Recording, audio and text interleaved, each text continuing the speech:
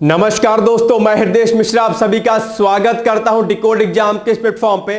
कैसे हैं आप सभी लोग? आई होप आप सभी लोग अच्छे होंगे और अपनी पढ़ाई को बहुत ही बेहतर ढंग से कर रहे होंगे। देखिए, जैसा कि आप सभी लोग को पता होगा कि मेरे द्वारा आप लोगों को इंपॉर्टेंट रिपोर्ट्स, इंपॉर्टेंट आर्टिकल्स और जो जो महत्वपूर्ण जानकारियां थोड़ा सा शॉर्ट फॉर्म में होती है उनको एक वीडियो के माध्यम से मैं आपको आर्टिकल के फॉर्म में कराता हूं। तो आज बेसिकली हम लोग एक रिपोर्ट को देखने वाले हैं जो कि अभी रिपोर्ट हाल ही में सबमिट की गई है। और मैंने कई बार कहा है कि भारत सरकार के साथ साथ अलग अलग मंत्रालय के द्वारा जो मुख्य रिपोर्ट जो आपको सामने जो आती है वो आपकी परीक्षा के दृष्टिकोण से क्या होती है, बहुत ही महत्वपूर्ण होती है। और इसके अलावा डेली सुबह 8 बजे मेरे द्वारा आपको करंट अफेयर्स कराया जाता है जो कि आपके एग्जाम के लिए बहुत ही महत्वपूर्ण है और वो बदलते पैटर्न के आधार पर है। तो वो वीडियो आप लोग प्लीज जरूर देखने का प्रयास किया करिए कि बहुत सारी चीजें आपको वहां पर देखने को मिलेंगी। वहां पर आपको करंट अफेयर्स ही नहीं बल्कि आपको जो है जो भी अन्य चीजें होती हैं जीएस की वो भी आपको वहां पर देखने को मिल जाएंगी। ठीक है, तो आज बेसिकली हम लोग जो रिपोर्ट करने वाले हैं, यानी कि जो रिपोर्ट मतलब जो सबमिट की गई रिपोर्ट उसको हम लोग करेंगे। उसका नाम बेसिकली क्या है?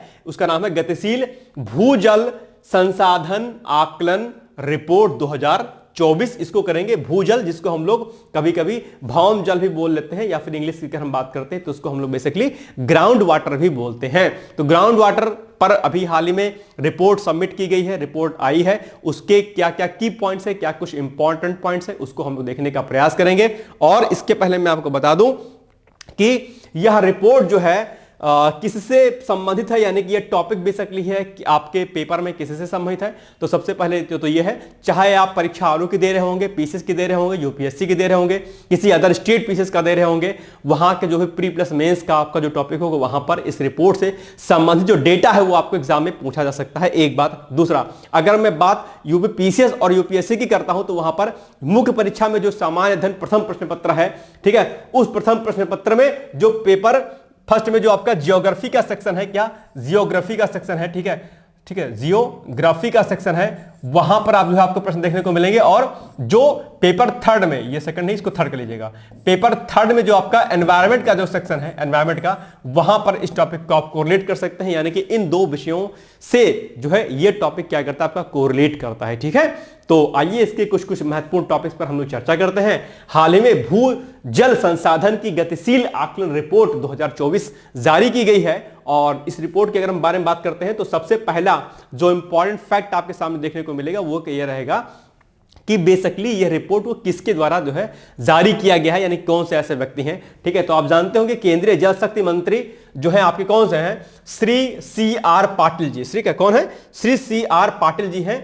ठीक है, इन्होंने क्या किया है, 31 दिसंबर, यह डेट आपके लिए बहुत ही महत्वपूर्ण है। अभी आपने पीसीएस का एग्जाम दिया होगा और पीसीएस के एग्जाम में आपने देखा होगा कि डेट से संबंधित कई सारे प्रश्न आपको देखने को मिले थे। कई बार आप क्या होता है कि आप लोग फैक्चुअल डेटा को छोड़ देते हैं। मैं कई बार आपसे कहता हूं कि न सिर्फ आपको फैक्चुअल डेटा पर काम करना है बल्कि कॉन्सेप्ट विद फैक्ट दोनों पर काम करना है आपको। तो इसलिए ध्यान रखिएगा, जितनी भी तारीखें होती हैं, जो भी उद्घाटन करता होते हैं, वो आपको बेसिकली पता होनी चाहिए। मैं करंट अफेयर्स क्लास में इस बात को मैं हर बार दोहराता हूं आपको कि डेट आपको दरअसल नहीं भूलनी है। तो 31 दिसंबर 2024 को केंद्रीय जल शक्ति मंत्री कौन? सी.आर. पाटिल ने दरअसल इस रिपोर्ट को जारी किया है वर्ष 2024 के लिए। ठीक है, ध्यान रखिएगा। तो यानी कि यह पॉइंट आपके लिए क्या है भाई साहब, इंपॉर्टेंट है। इस पॉइंट को आपको क्या करना है, तुरंत अपनी कॉपी में आपको नोट डाउन कर लेना। ठीक है, याद रहेगी बात। दूसरा, यह आकलन, ठीक है, केंद्रीय भूजल बोर्ड जिसको हम लोग CGWV बोलते हैं और राज्यों केंद्र शासित प्रदेशों द्वारा संयुक्त रूप से जो है इसको किया गया है। यह आकलन जो है बेसिकली यानी कि अपने आप में भूजल में कितनी वृद्धि हुई है, किसमें क्या कुछ हुआ है, यानी कि ग्राउंड वाटर को लेकर के ये बेसिकली आकलन रिपोर्ट जो है ये जारी की गई है। ठीक है, ग्राउंड वाटर के बारे में निश्चित तौर पर आप लोग जानते होंगे। ग्राउंड वाटर यानी कि जो धरती के नीचे का जल है बेसिकली, जिसको हम लोग ड्रिंकिंग वाटर के रूप में भी क्या करते हैं, इस्तेमाल करते हैं, यानी कि पीने के पानी के रूप में भी हम लोग इसका इस्तेमाल करते हैं। इसके अलावा आप सभी लोग यह भी जानते होंगे कि हाल ही के दिनों में या हाल ही के वर्षों में बेसिकली क्या हुआ है, जो आपका ग्राउंड वाटर है वो क्या हुआ है, बहुत ज्यादा पॉल्यूट होना शुरू हो गया है, संदूषित होना शुरू हो गया है। इसके कई सारे मुख्य कारण हैं। प्रमुख कारणों की अगर हम बात करते हैं तो जो इंडस्ट्रियलाइजेशन है, जिसको हम लोग औद्योगिकीकरण कहते हैं, ये सबसे बड़ा क्या है आपके सामने कारण है। क्योंकि आपकी परीक्षा में यहां पर भौम जल से कई प्रकार के प्रश्न भी पूछे जा सकते हैं कि भौम जल प्रदूषण के क्या प्रमुख कारण हैं। रिपोर्ट में क्या कुछ लिखा गया अभी हम उस पर चर्चा करेंगे, लेकिन इसके बेसिक जो पॉइंट है इस पर हम लोग चर्चा कर ले सकते हैं। तो अगर हम बात करते हैं भौम जल प्रदूषण के बारे में, ठीक है, जो आपका ग्राउंड वाटर लेवल है, जो आपका ग्राउंड वाटर है, ठीक है। ये ग्राउंड वाटर बेसिकली कैसे कैसे पॉल्यूट होता है, ठीक है। पहला सबसे बड़ा जो मेन रीजन है वो क्या है, इंडस्ट्रियलाइजेशन है, ठीक है। इंडस्ट्रियलाइजेशन है आपका सबसे बड़ा जो आपका फैक्टर है, ठीक है। क्योंकि क्या होता है, कंपनीज जो होती हैं, बड़ी बड़ी कंपनियां होती हैं, वो क्या करती हैं, जो भी उसके वेस्ट होते हैं उस वेस्ट को क्या करती हैं, वो अपनी वो कंपनियां सीधे आपकी ये धरती है, अर्थ सरफेस है, यहां पर वो बोरिंग करती हैं और अपने जो भी उनके वेस्ट होते हैं वो क्या करती हैं, सीधे जो है आपने जो है इस ग्राउंड वाटर में धरती में क्या करती हैं, डंप कर देती हैं, यानी कि सारा का सारा जल जो होता है वो यहां पर चला जाता है। अब आप सोचिए कि बहुत सारे जो पॉल्यूटेड जो कंटेंट्स होते हैं, जो बहुत ही ज्यादा पॉल्यूटेड जो मैटर्स होते हैं, वो अगर कोई कंपनी इस भौम जल में अर्थात इस धरती के नीचे अगर डंप कर दे बोरिंग करके, आप सोचिएगा कि कितना सारा पानी जो है क्या होगा, प्रदूषित होगा। और चूंकि इस इंडस्ट्री के पास रहने वाले लोग भी होते हैं, शहर और गांव भी होते हैं, तो अगर यह जल प्रदूषित हो गया है तो सिंपल सी बात है, इस कंपनी के इस इंडस्ट्रियल एरिया के आसपास जो रहने वाले लोग होंगे वो उस ड्रिंकिंग वाटर को अगर इस्तेमाल करेंगे तो क्या होंगे, वो संदूषित पानी यानी कि प्रदूषित जल अर्थात पॉल्यूटेड वाटर को क्या करेंगे, पिएंगे, और ऐसे में उनके सामने विभिन्न प्रकार की बीमारियां पैदा होंगी। और इसके अलावा एक बार आप ये भी जानते होंगे एक बात कि बेसिकली कई सारे स्टेट्स हैं और कई सारे स्टेट्स के कई सारे डिस्ट्रिक्ट ऐसे हैं जहां पर आर्सेनिक, आप लोग जानते होंगे आर्सेनिक एक बहुत ही क्या है, प्रदूषित जो है पदार्थ है, आप जानते होंगे। और आर्सेनिक बेसिकली कैंसर कॉजेस होता है। आर्सेनिक की कंसंट्रेशन क्या होती है, बेसिकली बहुत ज्यादा जल में क्या हो जा रही है, पाई जा रही है। जैसे कि अगर मैं उस लखनऊ के आसपास क्षेत्र की बात करता हूं तो लखनऊ में आपका श्रावस्ती हो गया, बलरामपुर हो गया, गोंडा हो गया, बहराइच हो गया, और कुछ एरिया बेसिकली हरदोई के साइड के हो गए, पीलीभीत के साइड के हो गए, वो बहुत ज्यादा क्या है, पॉल्यूट है अपने आप में। आर्सेनिक की क्वांटिटी बहुत ज्यादा देखने को मिलती है उसमें, ठीक है। तो ये अपने आप में बहुत ही हार्मफुल जो है मैटर है, जो कि पानी में इसकी प्रचुरता जो है देखने को मिलती है। इसीलिए घरों में लोग आरओ वगैरह लगाते हैं, प्यूरीफाई लगाते हैं। हालांकि प्यूरीफायर जो लगाए जाते हैं वो बेसिकली अमेरिका वगैरह कंट्री में बैन है, लेकिन हमारे जो है देश में क्या है, चलते हैं। आपको एक बात मैं इसके रिकॉर्डिंग बता दूं कि आप लोग बेसिकली क्या करिएगा, अगर आपको शुद्ध जल पीना है तो उसके लिए सब सिंपल सा अच्छा तरीका यह है कि आप लोग पानी को गर्म करिए, उसको छानिए और फिर पीजिए, ज्यादा बेहतर आपके लिए। आरओ भी कई मामलों में खतरनाक हो जाता है, क्योंकि उसके जो मेन कंटेंट होता है, उसकी जो डीओ बीओडी जो होती जो चीजें होती हैं, जो भी अलग अलग उसके तत्वों को क्या करता है, नष्ट कर देता है। प्योर जो पानी होता है खत्म हो जाता है उससे, ठीक है। कोशिश करें, और कई सारे रिसर्च के सामने आए कि जो आरओ के वाटर से क्या होता है, गठिया रोग वगैरह हो जाता है, ठीक है। हालांकि इस पर कोई मुझे डिस्कशन नहीं करना है, लेकिन फिर भी ध्यान रखिएगा, कोशिश करिए कि गर्म जल जो है करिए और उसको पीजिए, ठीक है।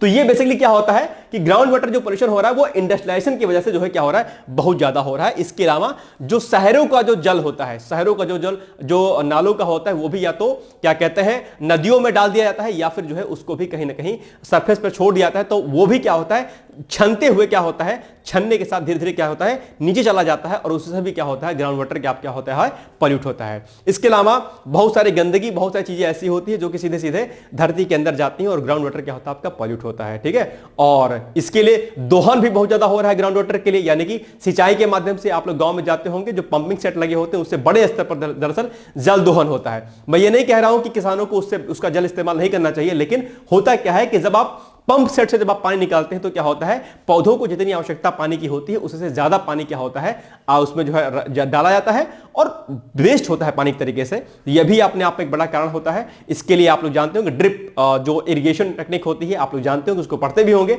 इकोनॉमिक्स में आपका वो पार्ट है कि ड्रिप जो सिंचाई होती है, प्रणाली होती है, उससे सिंचाई करनी चाहिए, ठीक है।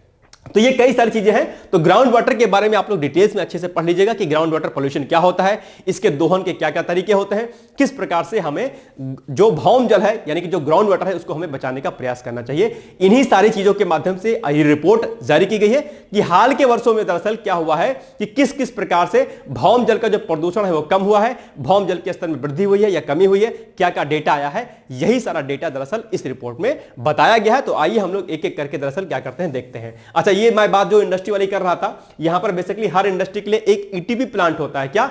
ईटीपी प्लांट, ईटीपी इसको बोलते हैं इफ्लुएंट ट्रीटमेंट प्लांट, यानी कि ये प्लांट क्या करता है, बेसिकली ये इनके कंपनी के वेस्टेज को ट्रीट करता है, उसके बाद फिर डंप किया जाता है। लेकिन कंपनी चूंकि खर्चा इसमें ज्यादा आता है तो इसलिए कंपनी पैसा बचाने के लिए क्या करती है, ये अपने वेस्ट को ग्राउंड वाटर में डाल देती है। इसके लिए निगरानी करने के लिए एसपीसीबी या CPCB central pollution control board या SPCB state pollution control board काम करता है, जो कि इन पर जुर्माना लगाने का काम करता है। इसके अलावा एनजीटी नेशनल ग्रीन ट्रिब्यूनल भी होता है। आप लोग सभी लोग जानते होंगे एनजीटी के बारे में। किसके बारे में?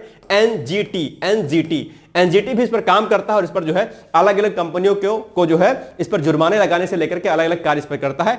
एनजीटी भी आपके एग्जाम के लिए भाई साहब बहुत इंपॉर्टेंट है, इसको भी आप लोग आज क्या करिएगा, तैयार कर लीजिएगा कि एनजीटी की स्थापना कब हुई थी और एनजीटी का कार्य बेसिकली क्या होता है। तो एनजीटी को आप लोग अच्छे तरीके से इसको पढ़ लीजिएगा, आपका टास्क है। ठीक है, 2-3 चीजें हमने आपको आज बता दी। अब हम बात करते हैं बेसिकली रिपोर्ट जो अभी सबमिट की गई है, उस रिपोर्ट में भौम जल को लेकर के क्या कुछ बातें सामने आई हैं, उन पर हम लोग चर्चा कर लेते हैं एक एक करके। ठीक है, चलिए सबसे पहले इसके जो इंपॉर्टेंट पॉइंट्स हैं वो क्या है कि देश में कुल वार्षिक भूजल जो पुनर्भरण है वो 446 मतलब 446.90 बिलियन क्यूबिक मीटर, यानी कि जिसको हम लोग शॉर्ट फॉर्म में बीसीएम बोलते हैं, बिलियन क्यूबिक मीटर, बीसीएम। ठीक है, जहां जहां पर बीसीएम बोले वो समझ जाना कि बिलियन क्यूबिक मीटर में बोल रहा हूं। ठीक है, तो ये जो भूजल पुनर्भरण हुआ है वो बेसिकली अभी जो डेटा रिलीज हुआ है उसके अनुसार 446.90 बिलियन क्यूबिक मीटर हुआ है, डेटा है आपके सामने।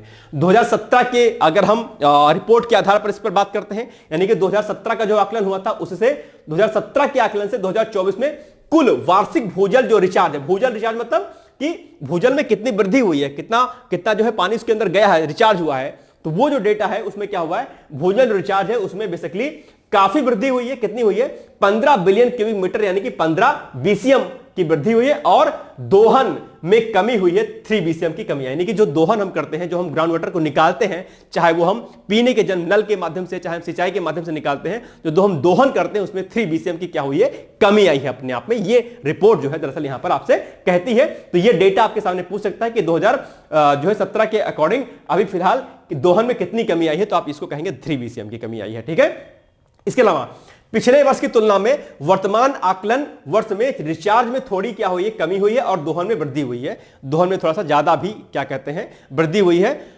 ठीक है, इस रिपोर्ट अगर इससे कंपैरिजन करेंगे तो 3 बीसीएम की कमी आई है, लेकिन अगर ओवरऑल अगर आप देखेंगे तो क्या हुआ, दोहन हम लोग थोड़ा ज्यादा कर रहे हैं इस समय, क्योंकि इसका सबसे बड़ा जो कारण है वो क्या है, आपका जनसंख्या वृद्धि है। जितने ज्यादा लोग होंगे हमें ग्राउंड वाटर की उतनी आवश्यकता होगी और उतना ज्यादा क्या होगा, दोहन होगा। सिंपल सी बात है। तो सिंपल सी बात है, जैसे जैसे पॉपुलेशन बढ़ेगी वैसे वैसे भौम जल का दोहन होगा, क्या होगा, ज्यादा होगा। बात समझ में आ गई, आगे चलते हैं हम लोग। ठीक है, दूसरा, टैंकों, तालाबों और जल संरक्षण संरचनाओं से रिचार्ज में पिछले 5 आकलनों में लगातार वृद्धि देखी गई है। वर्ष 2024 में यह 2023 के मुकाबले 0.39% तक बीसीएम तक बढ़ा है। यानी कि जो हम लोग अलग अलग योजनाएं चला रहे हैं, जो संरक्षित योजनाएं चला जा रहे हैं, जिसकी वजह से हम लोग भौम जल को रोकने का प्रयास करते हैं कि उसका दोहन ना हो, तो ऐसे में कहीं ना कहीं क्या हुआ है कि इसमें जो लगातार वृद्धि देखी गई है, इसमें 0.39% बीसीएम बढ़ा है अपने आप में। ठीक है, इसके अलावा 2017 के संबंध में टैंकों, तालाबों और जल संरक्षण संरचनाओं से रिचार्ज में 11.36 बीसीएम की वृद्धि हुई है। 2017 में 13.98 बीसीएम से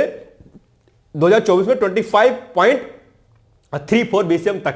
ठीक है, ये 2017 का कंपैरिजन यहां पर करके दिखाया गया है, 2024 में कितना हुआ है। ठीक है, भौम जल रिचार्ज मतलब कि इसमें कितनी वृद्धि हुई है, कितना ज्यादा उसमें जो है क्षमता में वृद्धि हुई है इसकी भौम जल के, ग्राउंड वाटर के। ठीक है, सुरक्षित श्रेणी की बात करते हैं। इसके अंतर्गत मूल्यांकन इकाइयों का प्रतिशत 2017 में 62.6% से बढ़कर 2024 में 73.4 हो गया है। 2023 में यह कितना था, 73.14 था। यह डेटा यह भी जो है आपके सामने कह रहा है। तो ये इंपॉर्टेंट डेटा है। वैसे स्टार्टिंग का जो डेटा है ना, ये वाला, ये आपके लिए बहुत ज्यादा इंपॉर्टेंट है। जो यह 3 डेटा दिए गए हैं, इन 3 डेटा को 1, 2, 3 इन 3 डेटा को आप तैयार कर लीजिएगा। यहीं से प्रश्न बनने की संभावना यहां पर आपको ज्यादा देखने को मिलेगी। ठीक है, चलिए आगे बढ़ते हैं।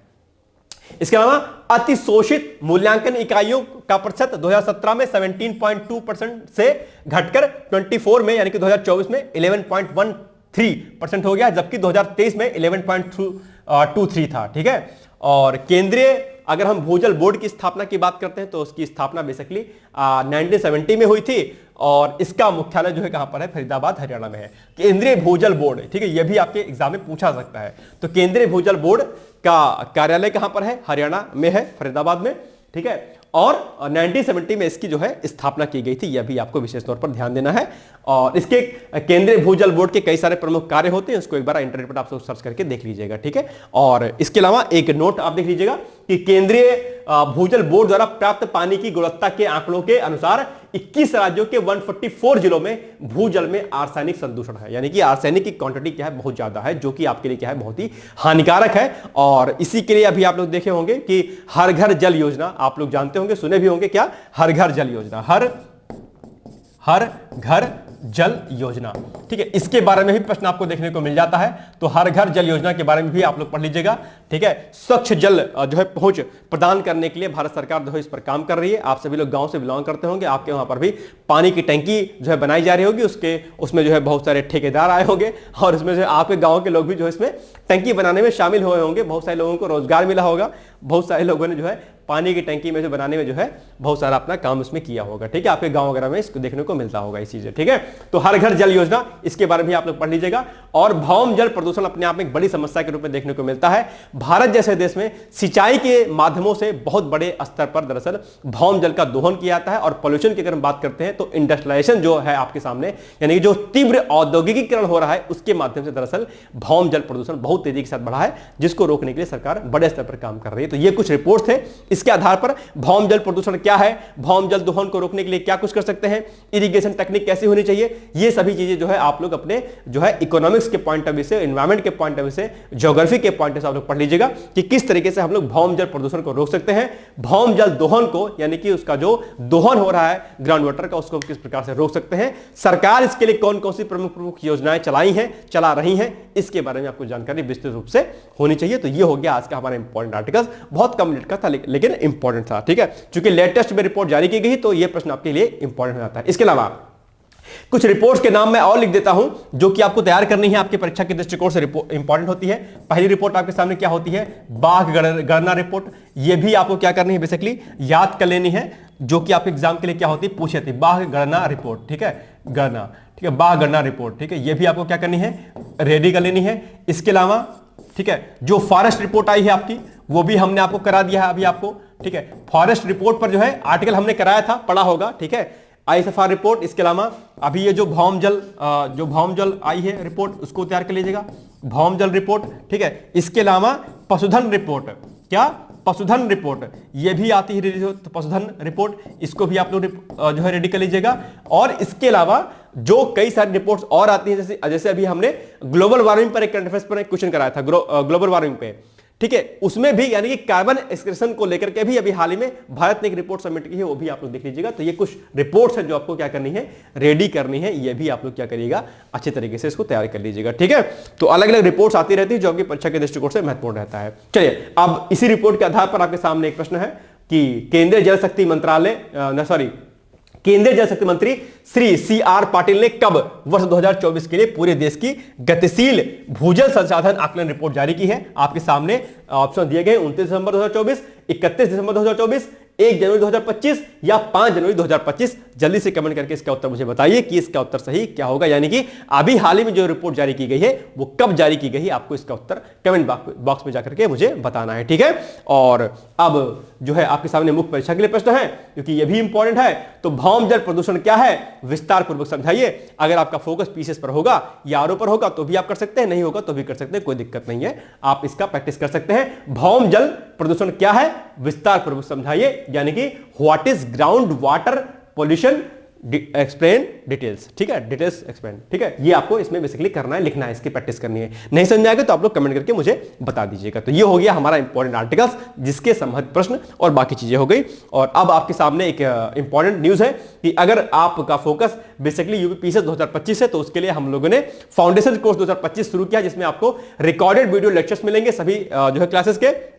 और इसके अलावा बेसिकली जो है यहां पर बेस हमारा एनसीईआरटी होगा, एक्सपीरियंस टीचर मिलेंगे आपको, ठीक है। इसके अलावा यहां पर आपको पीवाईक्यूज कराया जाएगा प्रीवियस ईयर का, यानी कि प्री का पीवाईक्यूज आपका, मेंस का पीवाईक्यूज आपका, डेली आंसर राइटिंग प्रैक्टिस जिसकी कॉपी आपको चेक भी होगी, उसका फीडबैक दिया जाएगा आपको, ठीक है। डेली क्विज भी कराया जाएगा, टॉपिक वाइज आपको जो है कुछ देखने को यहां पर मिलेंगे।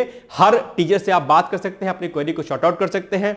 इसके अलावा जो है जब आप जो है मेंस क्वालिफाई करके इंटरव्यू में जाएंगे तो आपको जो है फीस भी क्या हो जाएगी, रिफंड कर दी जाएगी। इसके अलावा कोर्स वैलिडिटी इसकी रहेगी 18 महीने और कोर्स हमारा वाइंड अप कर दिया जाएगा आपको 9 महीने में। और इसके अलावा जो है आपको यहां पर सीसैट से लेकर हिंदी वगैरह बहुत कुछ चीजें आपको यहां पर देखने को मिलेंगी, तो सारी चीजें जो है आप आराम से कर सकते हैं। बहुत ही मिनिमम फीस हमने रखी है, आप चाहें तो नीचे जो दिए गए नंबर है कॉन्टैक्ट नंबर, यहां पर आप संपर्क कर सकते हैं, या फिर पीसीएस को लेकर के अगर आपके मन में कोई भी डाउट हो तो उसके लिए मेरा नंबर जो है डिकोड एग्जाम के टेलीग्राम ग्रुप में भी ऐड है, आप चाहें तो वहां से भी मेरा नंबर लेकर के कोई क्वेरी कर सकते हैं, कोई शंका समाधान ना हो तो आप उसका सॉल्यूशन ले सकते हैं, या फिर डिकोड एग्जाम के जो चैनल अभी है उस पर जो है डिस्क्रिप्शन बॉक्स में जो है यहां पर वीडियो के अंत में आपको एक लिंक दिखाई देगा गूगल फॉर्म का, उसको फिल करिएगा, डिटेल्स आगे सबमिट कर दीजिएगा, तो जो भी आपके डाउट्स होंगे पीसेस को लेकर के वो भी आपको क्लियरिफाई हो जाएंगे और आराम से जो है वहां पर आप चीजों को कर सकते हैं। पीसेस का बैच हमारा बहुत बेहतर है, आप चाहें तो आप उसको ज्वाइन करके अपनी तैयारी को बेहतर ढंग से कर सकते हैं। किसी बाहरी स्रोत पर, किसी अन्य चीज पर आपको फोकस करने की आवश्यकता ज्यादा नहीं पड़ेगी। बाकी मेरी तरफ से आपको सभी शुभकामनाएं हैं कि आप लोग जो है आगे बढ़े और अपने परीक्षा को जो है क्रैक करें। बाकी जो भी आर्टिकल्स होते हैं वो आप लोग जो है प्लीज देखा करिए। डेली सुबह मॉर्निंग में यानी कि 8 AM पर जो मैं करंट अफेयर्स कराता हूं वो भी आप लोग देखने का प्रयास जरूर किया करिएगा। ठीक है, फिर मिलते हैं हम लोग अगले दिन, तब तक आप लोग पढ़ते रहिए। इसी तरीके से हम लोग इंपॉर्टेंट आर्टिकल्स को आपके बीच में लाते रहेंगे, उन सारे वीडियो को जरूर देखिएगा। मिलेंगे कल हम लोग, तब तक आप लोग पढ़ते रहिए, मस्त रहिए, व्यस्त रहिए। Thank you so much, bye bye, take care, all the best. दोस्तों, क्या आप पीसीएस अधिकारी बनना चाहते हैं? यदि हाँ तो डिकोड एग्जाम लेकर आया है यूपी पीसीएस फाउंडेशन कोर्स 2025। यह एक ऑल इन वन कोर्स है जिसमें प्रीलिम्स मेंस दोनों ही परीक्षाओं के लिए वीडियो लेक्चर, एनसीईआरटी और standard books based bilingual notes उपलब्ध कराया जा रहा है। इस कोर्स में प्री और मेंस के सभी प्रीवियस ईयर क्वेश्चंस पेपर भी वीडियो लेक्चर के माध्यम से कोर्स में सम्मिलित होंगे। साथ ही साथ में कोर्स का कंटेंट गुणवत्तापूर्ण होने के साथ ही साथ एग्जाम ओरिएंटेड है, जिससे कोर्स लेने वाले स्टूडेंट्स को कोई भी बाहरी पुस्तक या नोट्स पढ़ने की आवश्यकता न पड़े। इस कोर्स में प्रीलिम्स और मेंस के टेस्ट सीरीज तथा आंसर राइटिंग प्रोग्राम भी शामिल है, जिसके साथ ही साथ टेलीग्राम ग्रुप में रेगुलर टॉपिक वाइज टेस्ट कराए जाएंगे।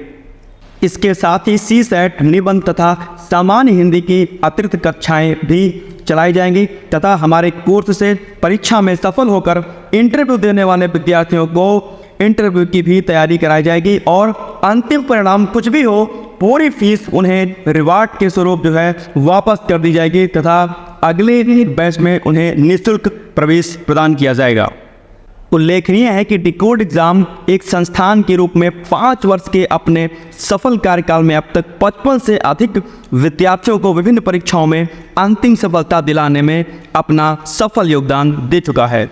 इस कोर्स की फीस 15,000 रुपये निर्धारित की गई है, लेकिन पहले प्रवेश देने वाले 100 विद्यार्थियों को 3,000 रुपये की विशेष छूट दी जा रही है। और अधिक जानकारी के लिए हमारे संस्थान के नंबर 6307495944 पर संपर्क करें।